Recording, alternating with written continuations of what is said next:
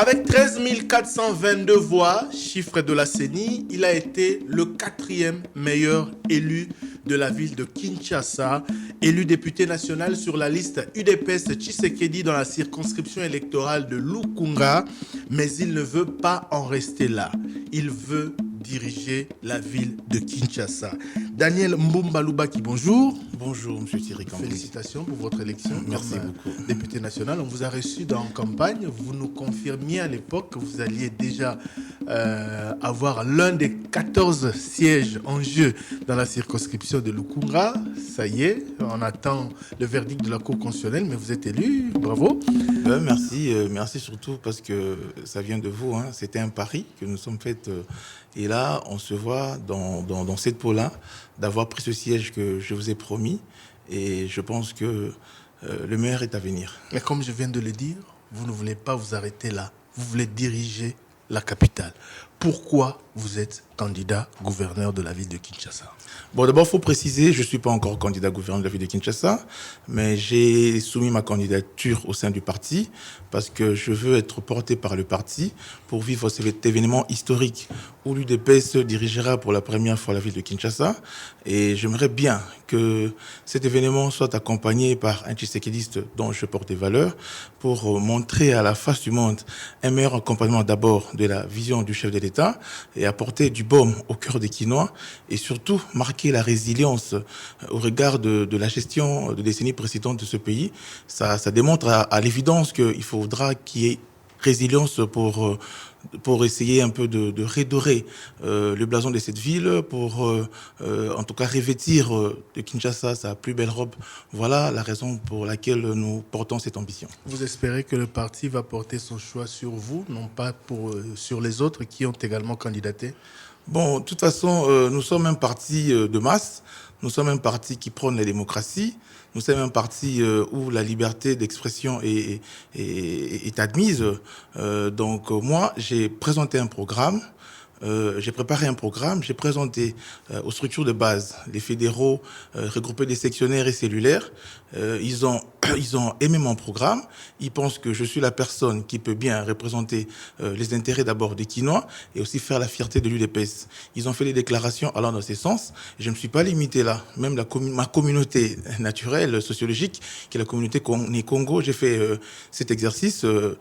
Ils ont eux aussi à leur tour porter ma candidature pour présenter au secrétaire général les mémos, comme l'ont fait les fédéraux et les représentants justement les organes de base du parti. Vous comprenez que l'UDPS, nous disons toujours, c'est la pyramide renversée, c'est la base qui oriente les décisions politiques. Donc, j'ai fait ma démarche, j'ai déposé ma candidature et je pense que je porte des valeurs pour représenter justement ce parti d'abord, parce que j'ai grandi dans l'UDPS et dans le tshisekédisme surtout, et je me dis, cet événement historique doit être porté justement par un digne fils de l'UDPS, comprenant les rudiments du parti, c'est-à-dire ses slogans, son hymne du parti, ainsi que ses fondamentaux en termes d'idéologie, des doctrines. Donc nous estimons que nous sommes à mesure, avec des capacités managériales avérées, et surtout en acteur politique pour faire cette différence-là en termes de gestion. Avant de nous dire pourquoi vous êtes candidat et qu'est-ce que vous comptez faire une fois désigné par le parti et élu, on vous souhaite à la tête de la ville de Kinshasa, parce que vous vous êtes déjà dévoilé, votre programme est ici repris. Dites-nous comment ça se passe très exactement à l'UDPS, parce que vous n'êtes pas le seul à s'être prononcé comme candidat gouverneur de la ville de Kinshasa, ou candidat à la candidature, on va le dire comme ça. Comment ça se passe au niveau du parti pour être désigné candidat officiellement? Bon, en fait, le parti a sa hiérarchie. Nous pensons que nous déposons justement nos candidatures. À la candidature, bien évidemment, le parti a ses éléments pour juger. Je pense que les CV sont associés. La démarche revient maintenant à la hiérarchie du parti pour voir les personnes jugées pour porter ces couleurs, porter justement cette vareuse-là pour compétir face aux autres. C'est une décision politique, c'est une décision qui doit être prise par les instances dirigeantes du parti sur base de la pression ou de l'aval de vos bases respectives. Comment ça se passe exactement? Parce que vous avez pour appuyer votre choix évoqué le fait que vous êtes porté par la base du parti, par certains fédéraux, par vos frères du Congo central, etc. Comment ça se passe? Non. Faut pas dire ici que je suis porté par mes frères du Congo central. Je suis pas gouverneur que pour mes frères du Congo. Quand vous parlez des Nékongo. J'essaierai. Non, c'est une démarche pour dire que nous avons fait une démarche pour montrer d'abord au sein du parti. Le parti a en son sein des groupes formels, des structures formelles qu'informelles. Quand je parle de structures formelles, j'ai dit je me suis présenté aux fédéraux parce que je veux être leur candidat. Vous voyez? Par eux, les Kinos sont représentés, parce que c'est l'UDPS, mais c'est pas l'UDPS du Kasaï, c'est pas l'UDPS du Kivu, c'est l'UDPS de Kinshasa. Ils ont écouté mon programme, ils m'ont adopté, ils ont dit que pour eux, le candidat qui doit porter l'UDPS, c'est M. Daniel Bumba Lubaki, que je suis. Alors, il reste maintenant à la hiérarchie. C'est au pouvoir discrétionnaire de la hiérarchie. Oui, justement, la hiérarchie, c'était ça ma question. Effectivement, je voulais chuter par là. Tout cela. Comment ça se passe? C'est le pouvoir discrétionnaire de la hiérarchie. La hiérarchie apprécie, au regard des critères peut-être élaborés dans la direction politique, pour dire que tel est à mesure de nous représenter valablement. Et puis voilà. Quand vous parlez de la hiérarchie, c'est le secrétariat général, c'est l'autorité de référence, comme vous l'appelez, c'est qui doit décider? Non, aujourd'hui, au sein de l'UDPS, nous avons un représentant légal, si je le dirais, que nous avons donné mandat pour représenter les partis, pour engager les partis. C'est la personne du secrétaire général Augustin Kabouya. Donc, quand nous parlons de la hiérarchie, nous commençons par lui, parce que nous l'avons donné mandat de nous représenter légalement. Et aussi, nous avons conforté ça aux assises de Kisantu en lui dotant encore cette capacité de prendre des décisions de gestion, outre la gestion quotidienne, de décider en notre parti. Mais aussi, au Congrès, ce pouvoir lui a été conforté pour nous conduire. Donc, quand on dit hiérarchie du parti, ça commence par sa personne ainsi que d'autres organes qui l'accompagnent. La présence du parti de l'UDPS regorge plusieurs organes. Si le pouvoir discrétionnaire associe tout le monde, c'est aussi un élément de démocratie parce que l'UDPS, vous voyez, c'est un parti qui incarne les valeurs démocratiques. Alors, Daniel Mbumba Lubaki, candidat gouverneur, vous y allez déjà avec un programme bien élaboré pour une ville moderne, salubre et sécurisée. Je vous repose la question, pourquoi candidat gouverneur de la ville de Kinshasa? Le pourquoi, je l'ai dit ici et je répète encore, pour la ville de Kinshasa, nous pensons que Kinshasa regorge plusieurs atouts. Et quand nous observons justement la gestion des décennies précédentes, comme j'ai dit tantôt ici, il ressort à l'évidence qu'il y a une nécessité de faire la résilience. Or, étendu sur 965 km et ayant un potentiel humain d'abord, autour de 17 millions d'habitants, Kinshasa, c'est une ville-pays. Alors, nous avons mis en place ce programme réfléchi. C'est un travail de longue haleine qui nous a pris, en tout cas, plus de 5 années où nous réfléchissons sur cette ville et nous disons que cette ville mérite mieux. Parce que cette ville a fait la fierté autrefois de ce pays et de l'Afrique. Et nous voyons comment est-ce que les choses se dégringolent. Par le pouvoir de l'UDPS, il va falloir marquer à jamais la population quinoise pour que nous faisons de ce, je dirais, mégapole en métropole. Parce que mégapole, c'est juste une agglomération où sont abritées les personnes. Mais quand ça devient une métropole, c'est-à-dire il y a des procédés de gestion, des procédés d'encadrement, des mécanismes de faire justement de la croissance, les mécanismes de sécurisation et tout ce qui va pour que la ville soit justement un havre de paix. Voilà. Cet axe, pour résumer, votre programme de candidat gouverneur, cet axe qu'on n'évoquera pas à chaque point, mais on va quand même les résumer.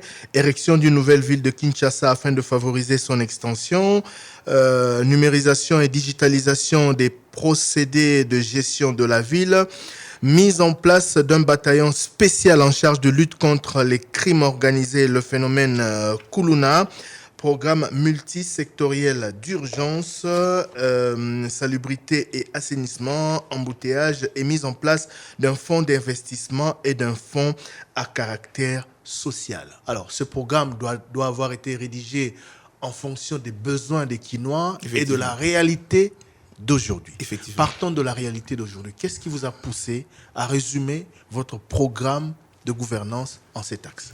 Bon, d'abord, j'aimerais dire que ce programme a pour pilier les 6 engagements du chef de l'État, les 3 actions présidentielles que le chef de l'État mène, ou ce qui fait dérouler dans ces mandats qui vient de commencer. Alors, nous avons pris en avant-première quelques engagements que nous estimons essentiels pour la ville de Kinshasa. Nous avons déroulé ce programme en plusieurs axes, comme vous venez de citer, en 7 axes. Et premièrement, nous disons que Kinshasa va en démographie exponentielle. Alors, nous disons qu'il y a une nécessité de l'érection de la nouvelle ville de Kinshasa, justement pour favoriser l'extension. Parce que Kinshasa, aujourd'hui, nous tendons déjà vers cette promiscuité-là, parce que nous occupons seulement autour de 30 km de ces 965 km d'étendue. Donc, il y a une nécessité énorme de faire cette nouvelle ville.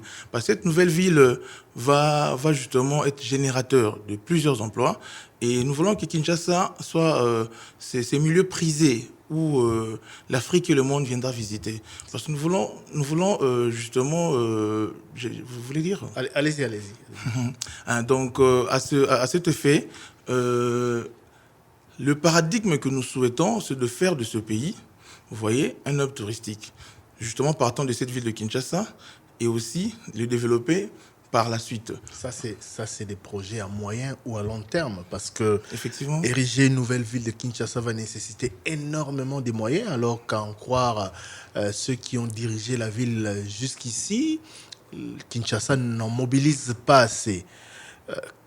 Qu'est-ce que vous allez faire en priorité? Et si l'une de vos priorités, parce que c'est le premier de vos 7 axes, c'est d'ériger une nouvelle ville, qu'est-ce qu'on fait de la partie de la ville qui existe déjà et qui est urbanisée? Bon, c'est ce que je veux dire, mais je pense qu'il faudra prendre votre mal en patience pour écouter un peu le déroulé de ce programme. Et après, vous allez comprendre que tous les mécanismes sont prévus pour rendre ces textes-là, pour faire de tous ces axes-là une réalité. Parce que Kinshasa, ce n'est pas un problème de moyens. C'est un problème de gouvernance, vous voyez. Parce qu'autour de 17 millions d'habitants, vous comprenez qu'il y a des agrégats qui sont susceptibles d'amorcer une croissance réelle et faire régénérer beaucoup de ressources. Vous voyez, je vais vous donner des exemples quand j'y arriverai. Mais je vais quand même ressortir l'importance de cette ville. Et nous disons que parce que nous allons faire une nouvelle ville, que nous n'allons pas oublier la ville qui existe, non. Cette ville aussi sera transformée en interne. Mais dans l'entretemps, l'érection d'une nouvelle ville, c'est une ville qui va nous apporter beaucoup d'emplois. Parce que nous voulons Kinshasa comme Singapour, nous voulons Kinshasa comme Doha, nous voulons Kinshasa comme Dubaï, comme Hong Kong, où le monde viendra voir pour générer justement beaucoup de revenus. Oui, mais qu'est-ce qu'on fait de la partie actuelle de la ville de Kinshasa? Mais effectivement, il y a des axes qui concernent justement cette partie actuelle. Donc ça, c'est un axe qui est mis à part, vous voyez, pour l'érection de la nouvelle ville. Et vous allez voir que cet axe-là permet aussi une régénération de l'ancienne ville. Parce que vous savez que l'emploi, c'est quelque chose de fondamental. L'emploi nous sécurise, vous voyez, en termes d'alimentation, en termes d'habillement, de logement. Or, en faisant l'érection de la nouvelle ville, nous dégageons plusieurs emplois. Parce qu'une nouvelle ville, c'est presque 1 million d'emplois directs et indirects. Vous voyez, construire une ville, c'est 200 000 maçons, c'est 200 000 charpentiers. Oui, mais ça, ce ne sont pas des projets... ce n'est pas un projet à mettre en place dans les 5 ans? Non. Au fait, ici, dans cette vision, c'est une vision que nous mettons en place. C'est une vision que nous mettons en place de voir Kinshasa dans 30 ans. Vous voyez, Kinshasa dans 20 ans, Kinshasa dans 10 ans. Vous voyez, toutes ces séquences-là, c'est réalisable parce que l'érection d'une nouvelle ville, ça commence une part, après ça se développe. Vous voyez? Vous arrivez à la tête de la ville de Kinshasa, vous faites quoi concernant ces taxes liées à l'urbanisation de la ville de Kinshasa? Vous faites quoi? Effectivement, vous êtes seulement pressé parce que vous ne voulez pas prendre votre mal à conscience pour écouter. Donc, j'ai dit qu'il y a ces taxes. Vous voyez? Le deuxième axe, vous allez comprendre, ça va directement dans la gestion de la ville existence. Parce que nous avons dit qu'il faudra digitaliser et numériser les procédés de gestion. Vous voyez? Pourquoi nous avons commencé par là? Parce qu'aujourd'hui, à l'heure des nouvelles technologies, on ne peut pas envisager des méthodes de gestion archaïques. Vous voyez? Or, si nous digitalisons, ça va nous permettre de dérouler encore avec facilité les autres axes qui reviennent. Alors, c'est cet axe-là, ça il faudra le dire, hein, pour éclairer les auditeurs, ça se développe de manière synchronisée. C'est pas parce que nous visons faire une nouvelle ville que nous abandonnons la ville et l'équipement de ce côté. Non. Ça évolue de manière synchronisée. Donc, pendant que la ville s'érige, dans l'entretemps, nous pensons à mettre en place la numérisation et la digitalisation de tous les procédés, ce qui va nous favoriser à avoir une administration efficace, vous voyez, et avoir aussi une administration, un mécanisme de traçabilité de nos finances publiques, avoir un mécanisme plus efficace pour contrôler justement même les niveaux de vie et le niveau de l'exécution de tout ce que nous allons mettre en place. C'est le deuxième point de votre programme. C'est le deuxième axe.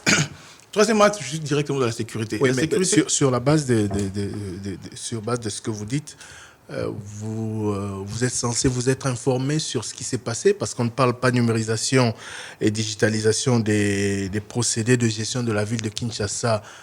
On n'en parle pas que maintenant, c'est depuis Kimbuta qu'on a commencé à en parler. Qu'est-ce que vous allez faire de mieux que sous Kimbuta et sous Ngobila en cette matière? Bon, déjà, il faut dire que nous pensons que le premier éminent politique, nous proposons une gouvernance plus active, vous voyez, avec une certaine rigueur. Parce que même actuellement, on va pas dire qu'on va réinventer le monde. Vous voyez, il y a l'agence du numérique pour la ville de Kinshasa qui a été créée, mais dans la faisabilité, les pas traînent encore. Vous voyez, dans ce que je propose, vous allez remarquer dans le programme, il y a toujours un mécanisme suivi et d'un financement approprié et des développeurs associés. Vous voyez, pour cet axe, nous avons échangé longuement avec des développeurs qui sont prêts à nous accompagner. Vous voyez, pour finaliser ce projet de numérisation. Parce que cela va nous aider d'abord, comme j'ai dit tantôt ici, de mobiliser plus en termes de finances publiques et de suivre aussi, vous voyez, tout ce que nous déroulons comme programme. Parce que vous savez qu'il y a un problème sérieux de traçabilité et de contrôle de notre pays. Tout ça se fait par la numérisation et la digitalisation. Et aussi même plus tard, pour bien contrôler le monitoring de la ville, nous avons besoin de cette digitalisation. Alors, il y a les développeurs associés qui viendront collaborer avec la ville en partenariat public et privé pour implémenter ce projet. Et nous avons discuté avec des groupes au niveau du Moyen-Orient qui sont prêts à nous accompagner ce projet-là.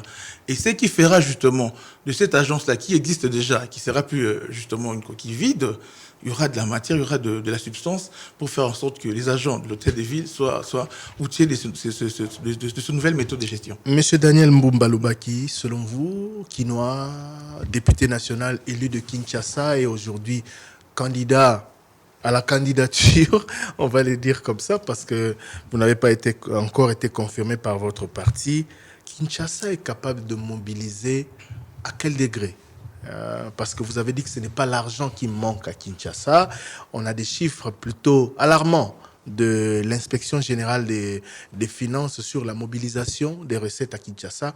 On peut aller jusqu'à quelle hauteur de mobilisation pour servir à quoi? Bon, le projet que nous proposons ici, nous avons dit en 5 ans, si on peut faire un minima, ça sera de 20 milliards de dollars. Je vais donner un exemple criant. 20 milliards de dollars sur les 5 ans. Sur les 5 ans. Ça, c'est le minima. C'est le minima. Je ne dis même pas le minimum, mais le minima. Donc, vous comptez mobiliser 20 milliards de dollars américains sur 5 ans. Le minima. Comment? Bon, au fait, je vais vous donner des exemples. Parce que nous avons prévu, d'abord par la numérisation et la digitalisation, vous comprenez que nous avons déjà une possibilité de canaliser tout ce qui se perçoit et éviter quand même quelques coulages. Vous voyez? Mais nous avons pensé aux réformes. Je vais donner un exemple d'un impôt, l'impôt foncier, justement, je voulais dire par là. Et vous comprenez, bon, je vais coupler ça avec l'IREL. Aujourd'hui, l'IREL était prévu autour de 20%, mais cela a été revu à 12%. L'IREL, impôt sur le revenu locatif. Impôt sur le revenu locatif. Que les bailleurs sont censés payer à l'administration fiscale de la ville après avoir perçu le loyer. Et s'il n'est pas en mesure de payer, le locataire peut directement qui doit payer. OK.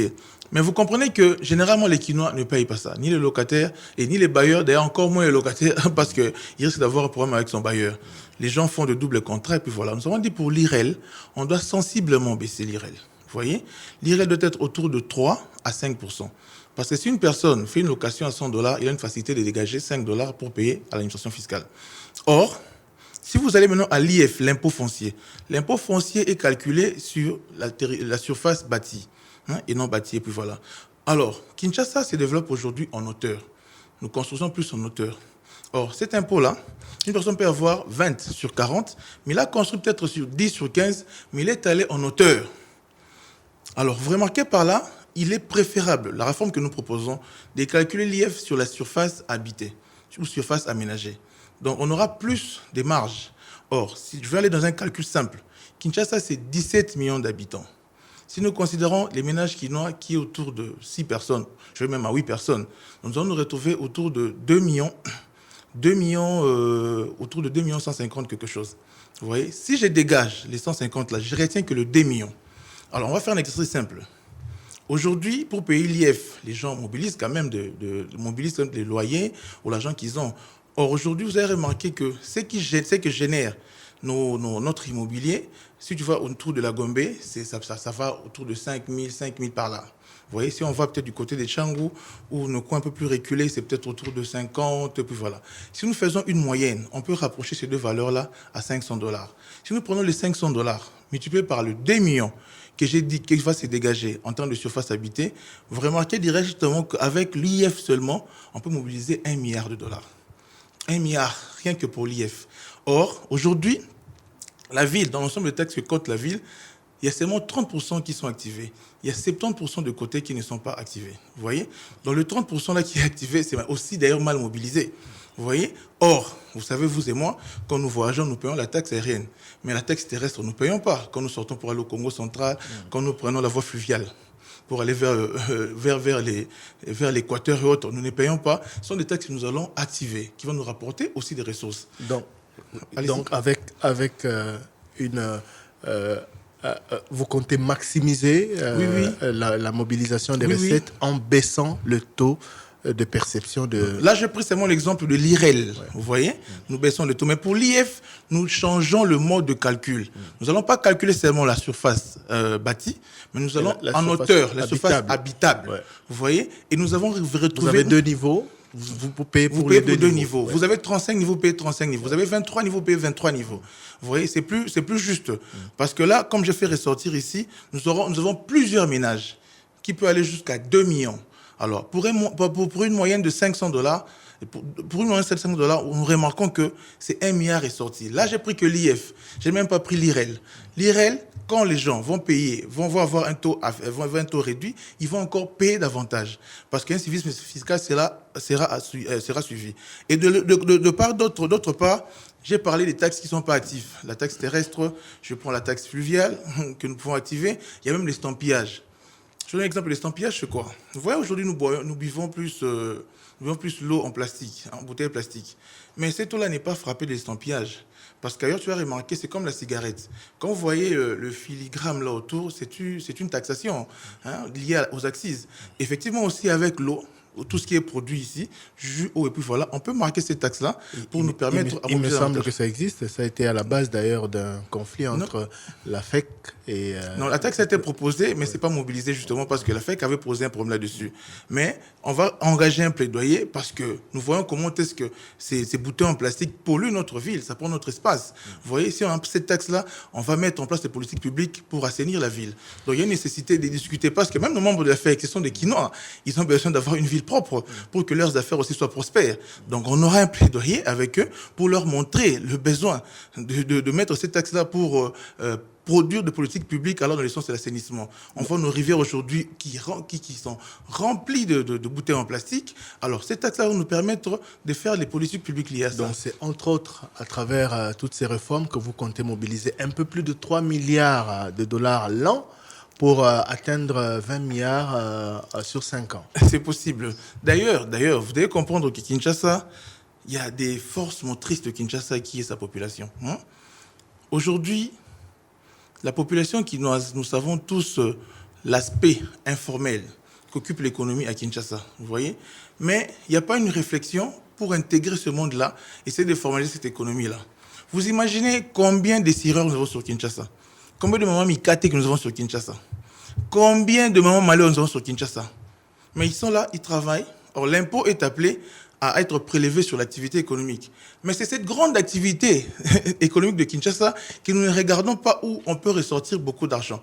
Donc, si seulement ici, on peut faire peut-être de manière en palier, en palier. Certains peuvent payer 0,5, les autres peuvent payer 0,8, même à $1. Tout un maman Mikate qui paiera $1 chaque jour. Il sait au moins qu'il participe pour sa ville. Là où, si Kate Mikate et vous à la propre, nous en avons combien? Si on a ces forces motrices-là, autour de 100 000 personnes, si Kinshasa peut dormir avec $100 000, mobilisant en une journée, en un mois, ça sera combien? En une année, ça sera combien? Donc, vous voyez qu'en un mois, 100 000, nous sommes déjà autour de 3 millions. En une année, nous sommes autour de combien? Nous sommes autour d'1 milliard quelque chose. Donc, nous sommes autour de 3 fois 12, nous sommes autour de 48 millions. Donc, vous voyez, rien qu'avec ce que nous pouvons dire, moi, j'ai parlé de 100 000. Nous savons que dans le brouillardisme aujourd'hui à Kinshasa, nous sommes au-delà de millions de Kinois. Si nous sommes 17 millions, la majeure partie de notre économie est informelle. Et vous comprenez que tous ces mamans-là, tous ces jeunes messieurs-là, qui sont dans les rues, vous voyez, on doit penser à un mécanisme à commencer à formaliser notre économie. Et c'est comme ça que Kinshasa va mobiliser plus pour nous permettre à faire le service public et à répondre aux besoins de notre politique ambitieuse. Mais comment y arriver dans une ville qui n'arrive même pas à maximiser les recettes en termes des taxes qui existent déjà? Effectivement, je sais que je dis ici, c'est un problème de gouvernance et de managership. C'est même pas le leadership ici. Je vais vous donner encore un exemple qui est plus choquant. Il y a le projet Kinelenda. Kinelenda, c'est un financement Banque mondiale de 500 millions. À ce jour ici, il y a autour de 22% qui a été décaissé, mais c'était pour les projets relatifs à la régie de la SNEL. Mais la ville de Kinshasa n'arrive même pas à prendre le $100 millions qui est prévu pour cette année. Donc nous devons décaisser entre octobre et le 6 mois qui va suivre $100 millions. La contrepartie, c'est combien pour avancer? C'est $10 000 que la ville doit payer, vous voyez, et pour mobiliser $100 millions. C'est un financement qui existe déjà. Vous voyez? Mais on ne sait pas le faire parce que, bon, moi je dirais que la gouvernance est ailleurs. Alors, si la gouvernance est organisée, $100 millions, Papa Thierry, vous imaginez ce que ça peut faire dans cette ville? Monsieur Daniel Mbumba Lubaki, l'une des préoccupations des Kinois aujourd'hui, c'est la sécurité. Et sur ce point, vous proposez la mise en place d'un bataillon spécial en charge de lutte contre les crimes organisés et le phénomène Kuluna. Comment vous allez vous y prendre alors que, plus d'une fois, le numéro 1 de la ville ainsi que son ministre sectoriel ont rappelé que la sécurité au stade actuel par rapport à ces phénomènes qui mettent les Kinois en insécurité était plutôt du ressort du gouvernement national? Bon, j'ai dit ici, ce programme, c'est un programme qui est très ambitieux où les compétences parfois se chevauchent. Alors, les compétences qui sont liées au gouvernement central, je vais engager des plaidoyers pour un accompagnement efficace parce que Kinshasa, c'est le miroir de ce pays. On ne peut pas laisser Kinshasa que nous soyons limités par les compétences pour qu'on n'amorce pas une meilleure vision de Kinshasa. Parce que nous disons que ce mandat, le président Félix Antoine Tshisekedi est appelé à marquer, je dirais vraiment de manière très élevée les Kinois et l'ensemble de la population congolaise. Vous voyez, nous avons dit un hub touristique pour Kinshasa. On ne peut pas faire de cette ville une ville touristique si la sécurité n'est pas au rendez-vous. Alors, nous proposons ce bataillon spécial. C'est une mise en place. Aujourd'hui, la police compte 14 000 quelque chose, 15 000 environ, où 9 000 sont actifs. Dans les 9 000 là, il y a seulement 7 000 qui sont sur terrain et les 2 000 sont dans des bureaux. Les 5 000 restants là, ils sont inactifs. Quand on dit inactif, policier vient voir le bramiko, non, ça il n'a pas d'affectation dans le souci, il est à la maison, il passe juste son salaire. Mais nous comptons obéir à un principe qui relève de l'armée, où l'entraînement doit être des rigueurs, doit être très intensif pour que les actions sur le terrain soient maîtrisées. Notre problème ici, c'est aussi une problématique de dissuasion et de financement et d'encouragement. Mais ce bataillon va faire quoi spécialement par rapport à ce qui se fait aujourd'hui ou par rapport à ce qui s'est fait hier? Rappelez-vous de toutes ces opérations initiées il y a quelques années contre les Kuluna qui ont valu au pays des critiques, voire des sanctions. Qu'est-ce que ce bataillon va faire spécialement? Non, je ne parle pas de l'opération à chercher à tirer le Kuluna, parce que nous devons d'abord comprendre ces phénomènes-là est lié à certaines causes. Vous voyez, J'ai dit ici que notre programme va de manière synchronisée avec les axes proposés. Le Koulouna, nous savons que c'est une expression sociale. Vous voyez, c'est la pauvreté, c'est des jeunes gens désœuvrés qui se retrouvent à ne rien faire, ils sont dans les addictions de la drogue, et cela favorise qu'ils soient dans la rue pour voler, et puis voilà, et faire, se battre pour s'affronter, affronter même, défier même la police, et puis voilà, que nous appelons le Koulouna arraché, et puis voilà. Les crimes organisés sont justement des crimes d'ordre liés au vol, kidnapping, et tout ce qui va avec. Ce bataillon-là, si ce bataillon-là est mieux entraîné, cette opération sera facile. Et s'il y a un financement approprié, cela sera possible. Parce que nous, la ville, nous mettrons en disposition le financement pour l'inspectorat de la police de Kinshasa pour faire au mieux que ces bataillons soient équipés et qui mènent des actions pour dissuader notamment les Koulouna et les opérateurs des crimes organisés. Ceux qu'on va arrêter, on va en faire quoi? Ceux qu'on va arrêter, on va faire quoi? Ah, ça c'est bien. Dans ce programme proposé, dans le programme multisectoriel d'urgence, il y a une zone industrielle où nous prévoyons... C'est le 4e point. Où nous prévoyons justement... 4e axe. Où nous prévoyons justement organiser des activités de la pêche, organiser les piscicultures, disons, l'agriculture, et puis voilà. Et aussi, à côté, des formations associées pour faire l'éclosion de l'industrie. Mais ces jeunes gens-là, parce que nous savons, d'abord, c'est un point d'emploi. Ce programme va dérouler beaucoup d'emplois. Beaucoup déjà iront vers l'emploi. Ils vont abandonner naturellement le phénomène Koulouna. Parce que s'il devient demain maçon, il va dans la nouvelle vie faire son travail, il rentre fatigué, il n'a pas besoin d'aller faire le Koulouna. On va donner l'emploi aux jeunes et ces jeunes-là vont se détourner de l'opération Koulouna. Les récalcitrants maintenant seront contraints de force à des formations pour être des bons citoyens. Parce que ce sont nos enfants, on ne va pas leur laisser à la merci du monde. Donc voilà, le bataillon spécial sera là pour dissuader, parce que ça fait quand même honte aujourd'hui.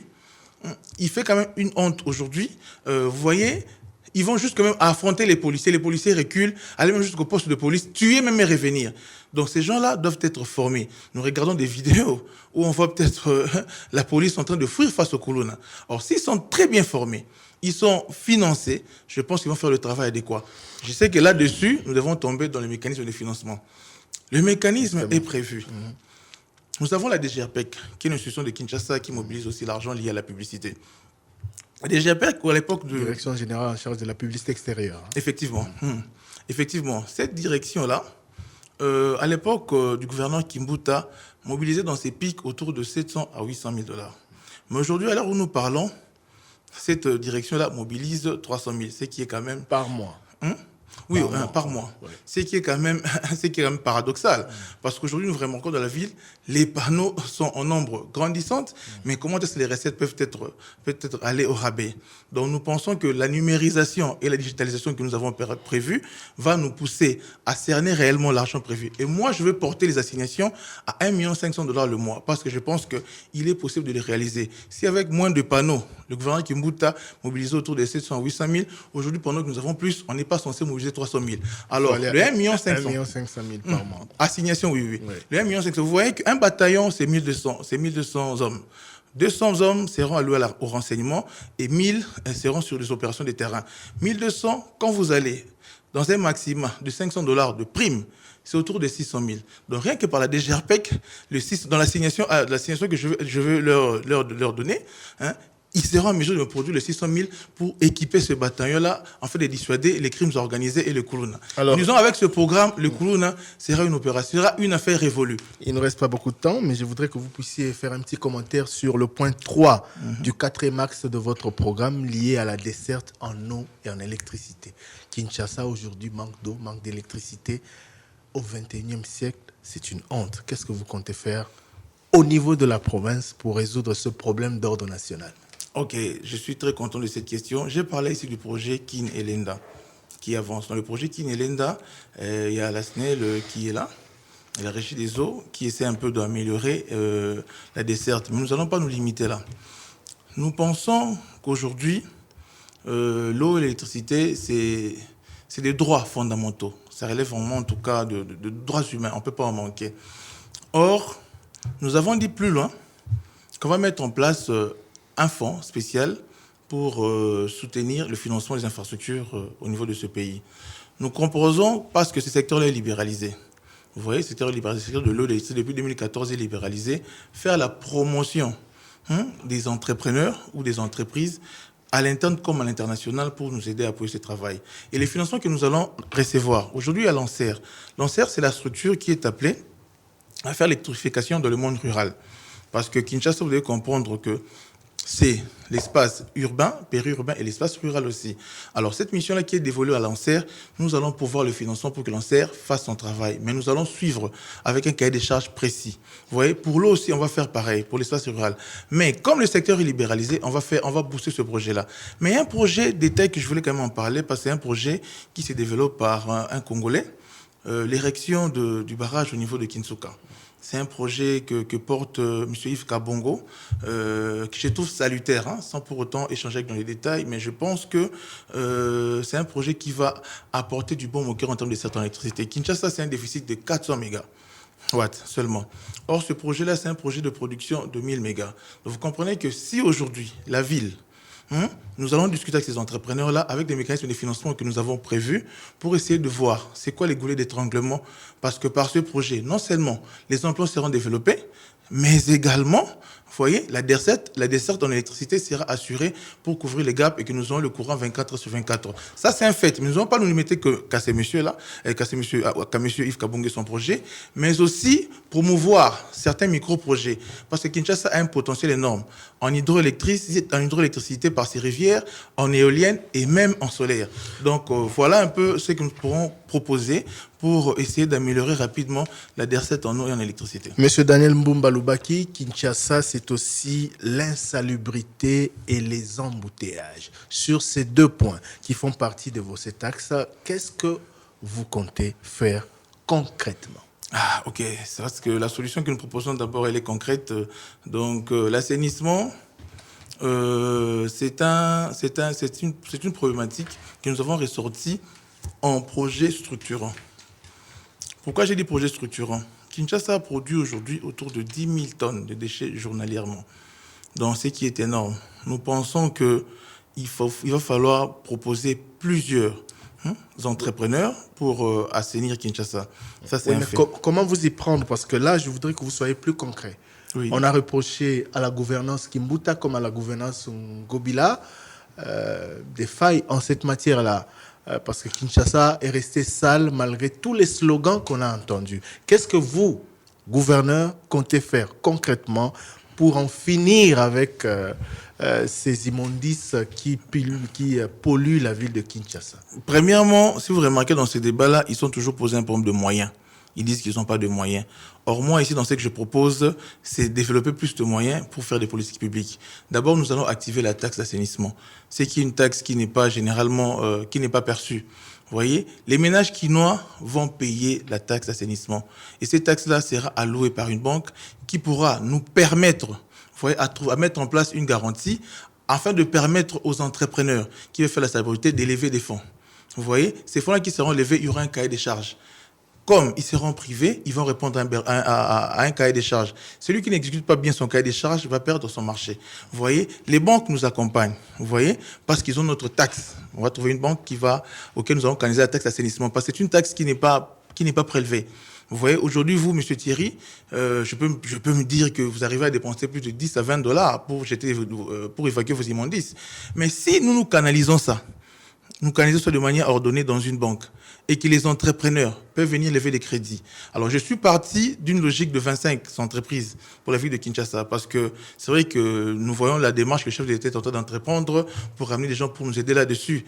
Mais en attendant cette démarche-là que ça soit réel, nous pouvons peut-être développer un mécanisme local pour aller plus vite. Vous voyez, ces entrepreneurs-là, et là, nous répondons à un besoin du chef de l'État de produire des millionnaires. Ces entrepreneurs-là vont lever des fonds, vous voyez, auprès des banques qui ont notre taxe comme garantie, afin qu'un entrepreneur ait au minimum 10 camions pour la mobilisation des déchets. Pourquoi j'ai dit 10 camions? 10 camions sur les 25 feraient un total de 250. 250 avec 40 tonnes qu'un camion peut prendre, nous voyons que 10 000 tonnes de déchets produites sera évacuées dans une soirée à une vacation de 250 camions. Et nous allons nous réveiller avec une ville propre, partant d'un travail à 21h jusqu'au petit matin. Et de là, s'il vous plaît, les déchets ne seront pas jetés. les déchets seront canalisés parce que les déchets aujourd'hui regorgent un potentiel. Vous voyez, nous prévoyons, parce que nous voulons une ville écologique, en produire, faire une valorisation, en produire des pavés, vous voyez, écologiques, et aussi produire une solution de production d'énergie. Nous avons un développeur là-dessus. Et cette énergie-là sera de façon additionnelle pour essayer aussi d'améliorer la desserte en énergie. Un mot au sujet des embouteillages. Ah, c'est pas un mot, hein. L'embouteillage, c'est pas un mot, hein. Nous allons aller rapidement. Les embouteillages, nous savons que c'est d'abord le fait d'un déficit de routes vis-à-vis de véhicules qui sont en augmentation. Or, nos routes, non seulement qui sont déficitaires aujourd'hui, mais également son état, en tout cas, délabreux. Et là, dans le programme multisectoriel d'urgence, comme je dis, c'est un programme qui se développe en synchronisation. Déjà, les routes sont réhabilitées. Ça améliore la fluidité, vous voyez, parce qu'il y aura des rocades. Les projets des rocades qui sont sur Kinshasa seront financés dans ce projet ici pour faire en sorte que Kinshasa soit désengorgé. Et de là aussi, il y a un problème lié à la mentalité de nos conducteurs. Nous allons accompagner. Parce que c'est pas normal. Quand vous êtes dans des villes organisées, pour qu'une personne puisse conduire, il doit passer son permis. Pourquoi est-ce que nous ne passons pas des permis? Bon là, je vais prendre l'angle parce que j'ai dit ce programme, les domaines de compétences qui ne sont pas miennes, je vais discuter avec le gouvernement central pour que nous puissions trouver des solutions ensemble. Parce que Kinshasa, c'est très important pour ce pays. Mais également, je voudrais dire ici, Kinshasa, c'est 4 districts. Nous savons tous aussi que la circulation, donc la régulation de la circulation pose problème et ça occasionne des embouteillages. Nos policiers aujourd'hui, ça on doit le dire, nalinga lubona linga la peinture bakoma kolekisa tango na kosenga bambongo na balabala kolanda bato moto olie basala musala yako réguler circulation. On comprend. Donc linga bona linga la pona to batela pe moi et le ça la biso so une tonto za nzela. Alors de cela nous pensons que la compétence dans la distribution, c'est la police de circulation qui est appelée à faire ce travail. Mais il y aura une délégation des services. Nous pensons qu'il doit y avoir des sociétés suivant un cahier des charges appelé à couvrir cette opération-là. Parce que vous remarquez déjà, comme ce sont les heures tardives, les policiers ne sont plus basés dans Nzelate. Des sociétés privées? Oui. Qui vont faire le travail de la police?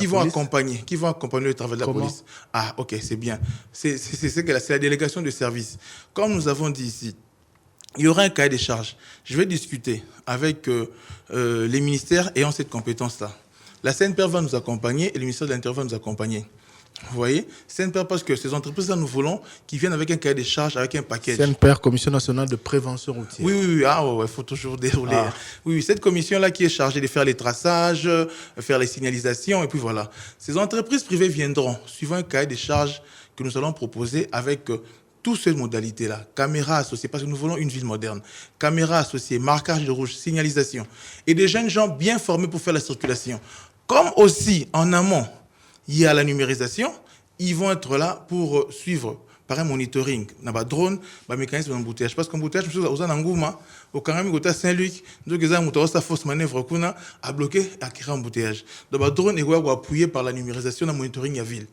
Mais de là, vous allez bien payer. Pour ça, vous allez bien. Parce qu'il faut tout dans un bon route. Parce que c'est dans tout ce que nous proposons, nous pensons à un financement. Les loyaux, tu fous ta assurance. Vous voyez, mais tu as vu que le taux de sinistre, ils ont réalisé vraiment mingité. Bon, c'est la société d'assurance. Alors, nous proposons une quotité. Pour foutre autant de prélever, pour foutre entreprise. Bon, il faut aussi tout le bas ici que les embouteillages, ça freine la productivité. Donc, si en plus l'embouteillage, nous travaillons moins, nous contribuons moins. Donc, quand il y a fluidité, nous travaillons plus, nous contribuons plus. Et là, c'est que mon autant contribue en CNSS, ils appellent liés par le travail, liés à ils ont bloqué l'embouteillage. Donc, CNSSP, quotité peut permettre que tout financer, marché tout quoi dans l'entreprise, ça dit, soit ça dit, un repère de contrat, moi, soit c'est un repère de contrat, ainsi de suite. Ceux qui va appuyer biso, tout cas ici que mon salaire ça ma tongo tina tongo, pour canaliser la circulation routière. Programme très ambitieux, monsieur Daniel Mbumba Lubaki. Qui n'entend pas pour réguler la circulation, aussi sans embouteillage, n'a pas drone, les colos, moi, c'est pas commis, moto à l'autre, alors, le programme est lengi. Il y a qui toko boeto, yo kamo déjà mbala depuis 2006. Nini la kisi que Daniel Mbumba, oyaye, aye au lot, il s'abisote, aye au mimerabiso du concret, nini otina ba kinois après développement de ce programme nayo. Donc, basala la confiance. Yebisa bango zanani basala la confiance sur quelle base pour maloba kitoko bayo ki mingi.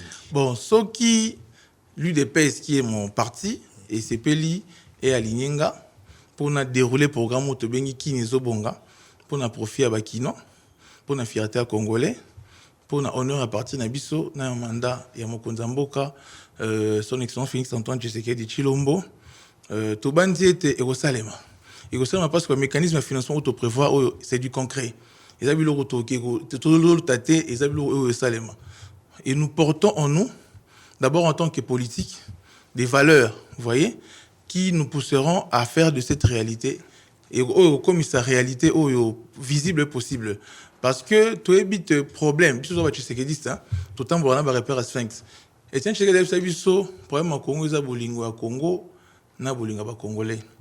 Bolingo ba kino ngazo porter na bolingo Kinshasa et ça c'est que na chamute mananga pour que Marambo Tolobi est réalisable. Tout ça a tout approprié au regard de l'expérience, surtout politique, mais aussi, vous voyez, il y a administration autosali tant privé que public pour nous permettre à ce que tout rende le possible. Au salaire de Janine. Au salaire de Janine. Na public ou na privé. Nanios. On se retrouvait au traité signataire, t'es pouf, gouverneur. Un traité signataire. Oh, papa. Quelle affirmation. Nazalaki, na début du mandat Oyo, j'ai accompagné le directeur de cabinet adjoint du chef de l'État en charge des infrastructures, ressources minières, hydrocarbures, énergie et PTNTIC. Madame Getty Panoupan, que je salue, tant que chef de l'État, a fait ça qui est fonctionne associé à Kinga, j'ai été le coordonnateur de son bureau restreint. Donc de là, j'ai eu une vision holistique. Ça m'a permis d'avoir une vision holistique de la gestion en Boka. Dans mon beau Tozoba, tu es bien en Congo Mobimba parce que nous étions dans la plus haute institution de la présidence de la République. Et aussi, je suis un entrepreneur qui a des entreprises à succès. Vous voyez, qui travaillent et je gère des gens, je gère des personnes. Et je pense que Moussa Nassala Kizaki Moussa est appréciable. Donc j'ai une expérience professionnelle qui me dispose à comprendre les réalités de gouvernance et puis proposer tout ce que nous proposons ici et côté un mécanisme d'implémentation et ça va bon réaliser.